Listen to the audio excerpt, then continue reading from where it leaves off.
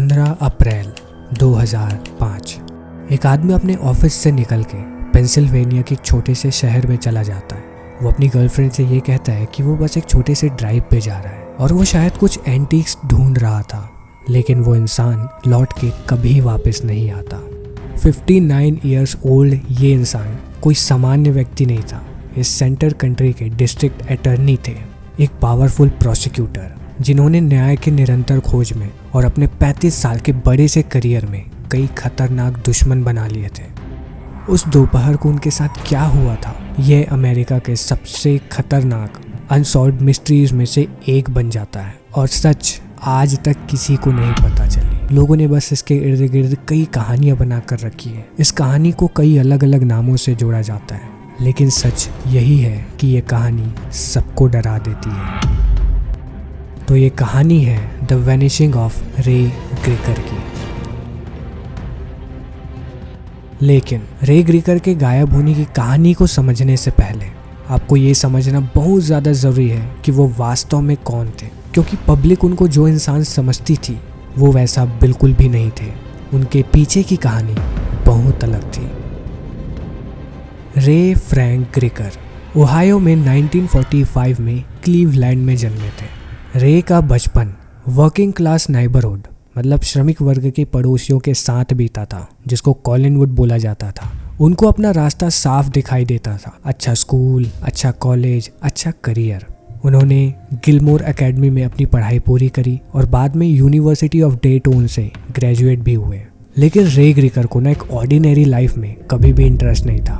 1970s के and तक ग्रेकर Ohio के शुयाहोगा में अपनी एक पावरफुल प्रोसिक्यूटर के तौर पे छवि बना चुके थे।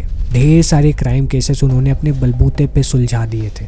कई सारे ऐसे केसेस जो आपको रात में सोने नहीं देंगे। उनके कलीग्स जो उनके साथ काम करते थे, उन्होंने भी यही बताया कि उन्होंने अब तक ऐसा बेस्ट अटॉर्नी कभी नहीं देखा था। लेकिन उन्होंने एक और चीज़ बताई कि रे ग्रेकर किसी से ज़्यादा बात नहीं करते थे। वो डिटेल्स पे बहुत ज़्यादा फोकस रखते थे। उनकी निगाहें बहुत ज़्यादा तेज़ थी। उनका माइंड एकदम शार्प था। वो एक इस तरीके के इंसान थे जो क्रिमिनल्स को सिर्फ सज़ा नहीं दिलाते थे, बल्कि कोर्ट ले जाकर उनकी ज़िंदगी पूरी तरीके से बर्बाद कर देते थे। लेकिन 1979 उनकी ज़िंदगी में एक छोटा सा मोड़ आता है।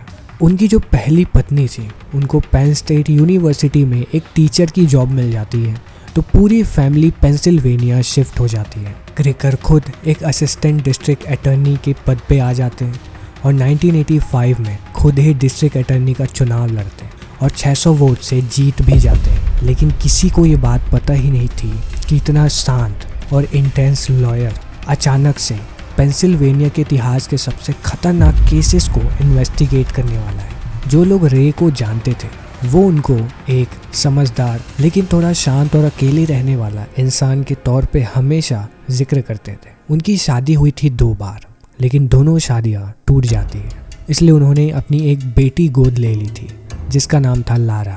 2002 तक वो अपनी एक गर्लफ्रेंड पैटी फोर्निकोला के साथ लिविंग में रह रहे थे अपने एक बचपन के घर में। इस समय तक सरफेस लेवल पर उनकी ज़िंदगी अब शांत और स्थिर लग रही थी, लेकिन इसी शांति में कुछ नया और कुछ खतरनाक जन्म ले रहा था, कुछ बहुत ज़्यादा खतरनाक। रे ग्रेकर की गायब होने की कहानी को समझने से पहले हमें सबसे पहले के इंसान के बारे में जानना बहुत ज़रूरी है, जेरी सैंडर्स्की। सैंडर्स्की पेन स्टेट का एक लेजेंडरी असिस्टेंट फुटबॉल कोच था जो लोगों में बहुत ज़्यादा प्रसिद्ध, भरोसेमंद और लोगों का बहुत ज़्यादा फेवरेट था। लेकिन 1998 में सब कुछ बदल जाता है। एक 11 साल के लड़के की माँ पुलिस स्टेशन जाती है और सैंडर्स्की के ऊपर आरोप लगाती है कि पेन स्टेट की फैसिलिटीज़ में सैंडर्स्की ने उसके बेटे के साथ बिना कपड़े पहने शावर लिया है।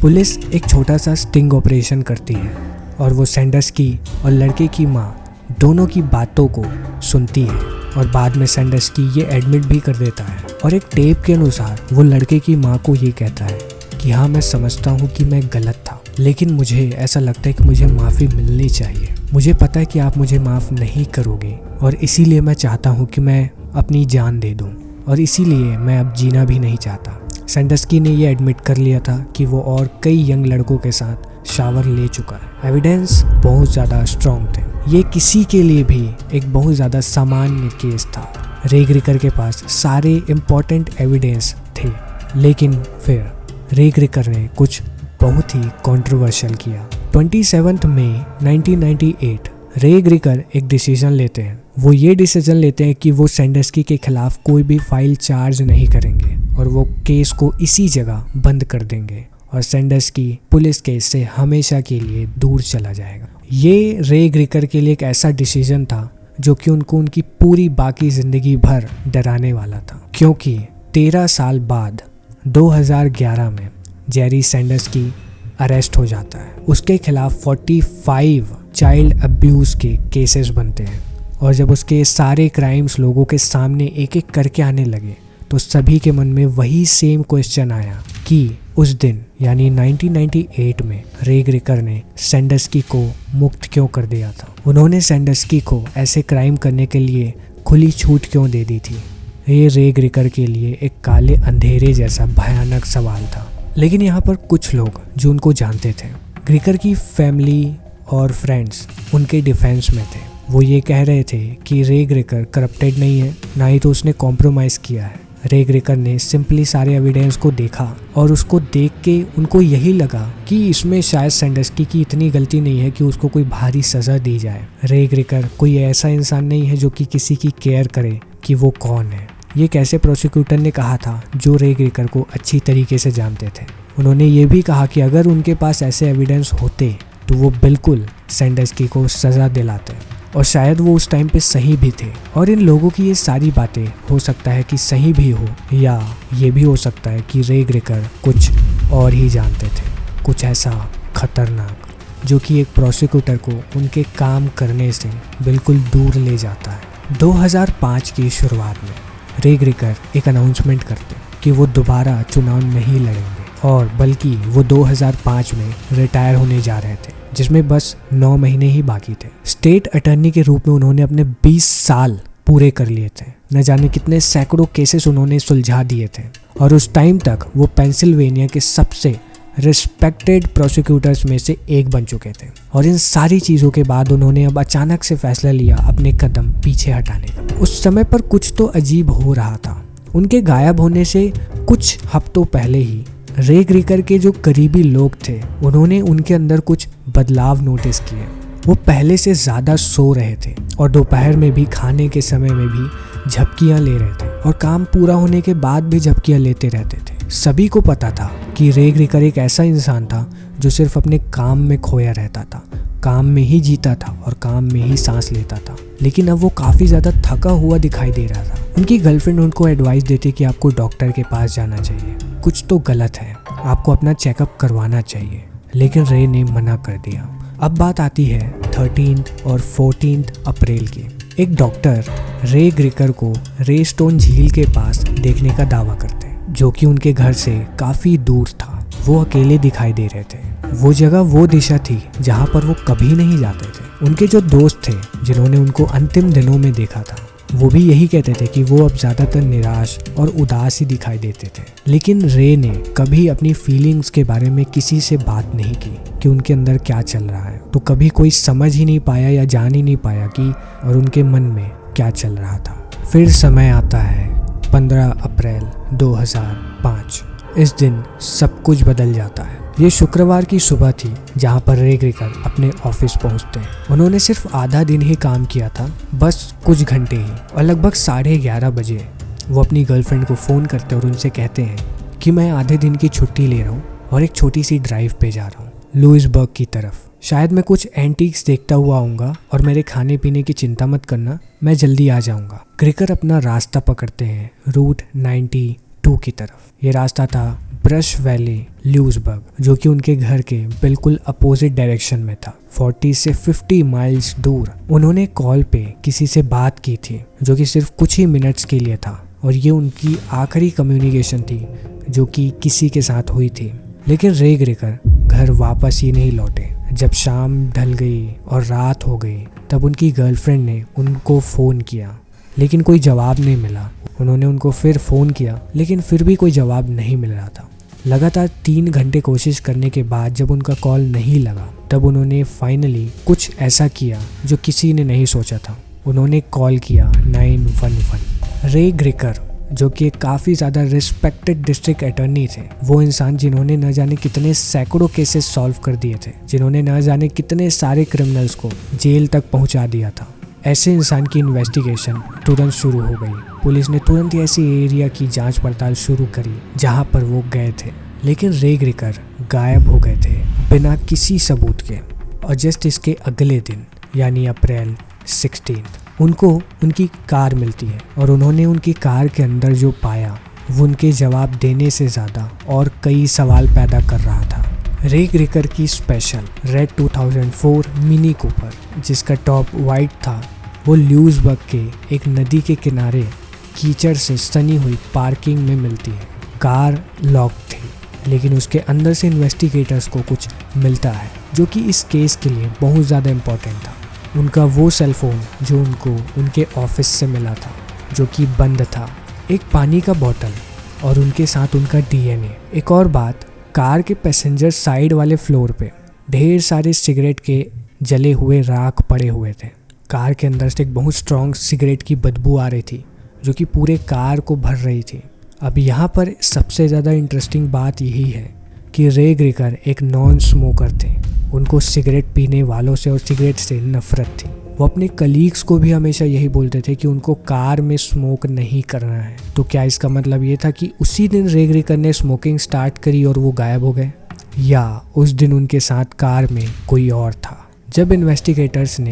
जब पुलिस डॉग्स को उस सीन पर लाया जाता है तो वे कार को पूरी तरीके से चेक करते हैं। वो डॉग्स अच्छे तरीके से कार की गंध पहचान लेते हैं, लेकिन कुछ समय बाद ऐसा होता है जो कि इन्वेस्टिगेटर्स को चौंका देता है। उन डॉग्स का नेचर अचानक से बदल जाता है, वे रुक जाते हैं, और इन्वेस्टिगेशन की भाषा में इसका एक ही मतलब होता है कि इंसान दूसरी गाड़ी से कहीं चला गया। रे ग्रेकर उस पार्किंग लॉट से नहीं गए थे, बल्कि वो किसी और के साथ किसी और ही गाड़ी में चले गए और उसके बाद गायब हो गए। उनके साथ कुछ और चीज़ें भी थी जो कि मिसिंग थी। उनकी चाबियाँ, वॉलेट, सनग्लासेस, उनको ऑफिस से मिला हुआ लैपटॉप जिसमें ढेर सारे और इम्पोर्टेंट केस थे, इंफॉर्मेशन थी, वो सब कुछ चला जाता है। जहाँ रे ग्रेकर की कार पाई जाती है उसी स्ट्रीट पर एक शॉप था, एक एंटीक मॉल का शॉप, और यहीं से कहानी एक और रहस्यमय मोड़ लेती है। मालिक ने पुलिस वालों को यही बताया कि रे ग्रेकर उस दिन वहाँ आए थे, लेकिन वो उस दिन वहाँ अकेले नहीं थे, उनके साथ कोई और था। कुछ लोगों ने पुलिस वालों को ये बताया कि बिल्कुल रे ग्रेकर की पर्सनैलिटी से मैच करते हुए एक लंबी और काली बालों वाली महिला के साथ चलते हुए देखा गया था, और वो महिला शायद 30 या 40 वर्ष की होगी, लेकिन किसी को नहीं पता था कि वो कौन थी। उसकी पहचान किसी को भी नहीं थी। लगभग 20 सालों के उनके इस करियर में किसी ने भी उस महिला को नहीं पहचाना था। उस दिन रे ग्रेकर इस तरीके से दिखाई दे रहे थे जैसे वो उसी का इंतज़ार कर रहे थे। वो उनसे मिलने के लिए बेताब दिखाई दे रहे थे। तो क्या वो महिला रे की लवर थी, या कोई इन्फॉर्मर थी, या कोई ऐसी थी जो कि किसी इम्पोर्टेंट केस में उनसे मिलने आई थी? ये सारे जवाब उसी महिला के साथ ख़त्म हो जाते हैं जो कभी किसी को मिल ही नहीं पाई।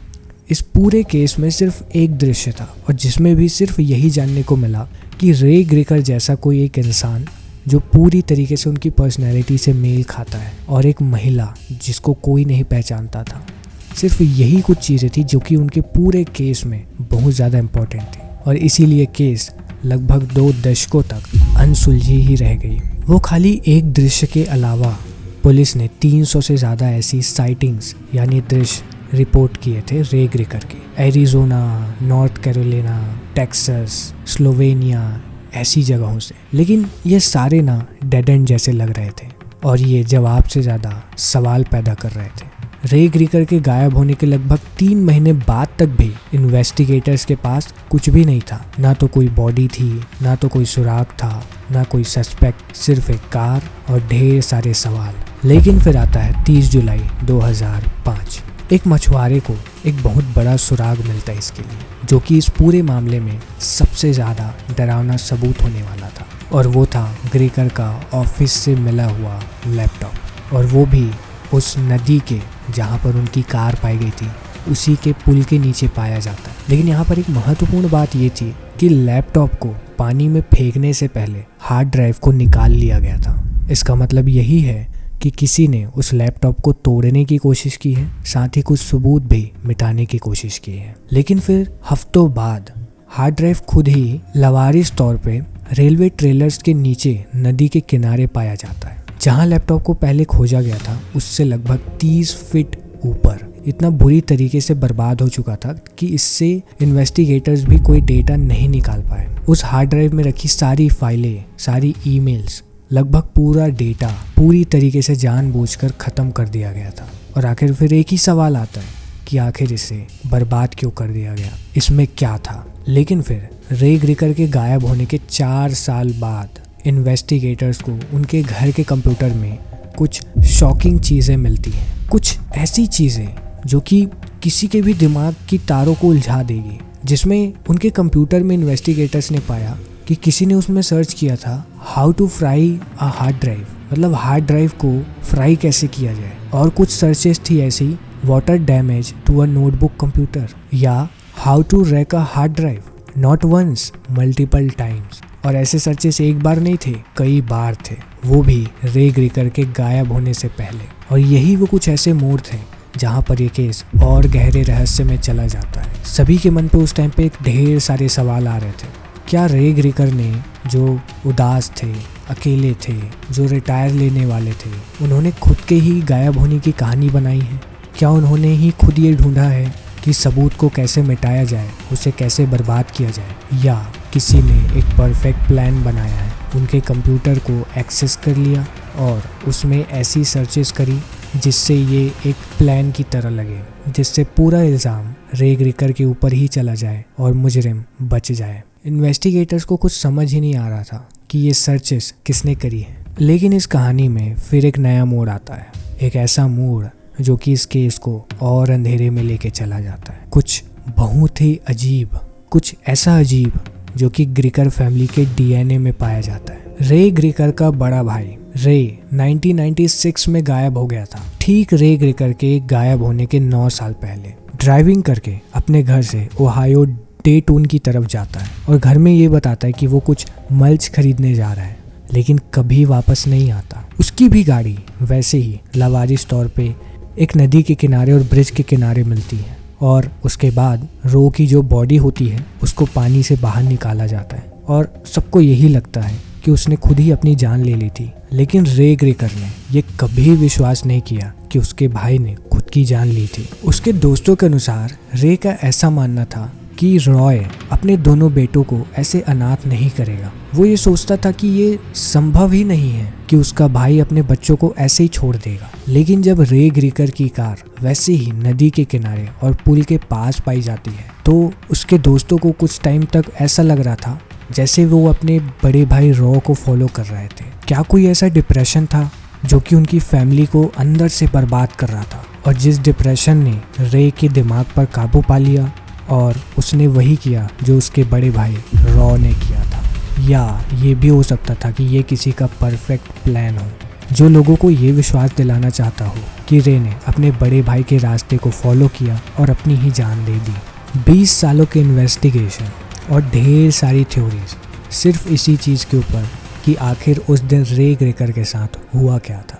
ढेर सारे सबूत थे, लेकिन ये सारे सबूत उस एक रहस्य को नहीं सुलझा पा रहे थे। इस केस में 3 थ्योरीज सामने आती हैं, जिसमें से थ्योरी नंबर 1 थी कि उन्होंने खुद ही अपनी जान ले ली थी। जितने सबूत थे ये साफ इसी तरफ इशारा कर रहे थे जो इंटरनेट की सर्चेस थी कि आखिर हार्ड ड्राइव को बर्बाद कैसे किया जाए। इसके साथ ही उनके बड़े भाई ने फैमिली डिप्रेशन और प्रेशर के चलते ऐसा ही कदम उठाया था। और इसके साथ ही रे ग्रिकर की आखिरी समय में उनके दोस्तों का ये महसूस करना कि वो अब थके थके और निराश दिखाई देते हैं, इस थ्योरी को पूरी तरीके से समर्थन करता था। एक सक्सेसफुल प्रोसिक्यूटर वही अच्छे से जान सकता है कि किस तरीके से बिना किसी सबूत के गायब हो जाए, ना तो कोई सबूत मिले ना ही तो कोई डेड बॉडी। लेकिन इस थ्योरी में एक प्रॉब्लम थी कि वो अपनी बेटी लारा से बहुत ज़्यादा प्यार करते थे और उनके दोस्तों का यही कहना था कि ये हो ही नहीं सकता कि वो अपनी बेटी को ऐसे अकेले छोड़कर चले जाएं। उनके भाई के साथ जो हुआ उसके बाद भी नहीं। थ्योरी नंबर 2, अपने से ही गायब हो जाना।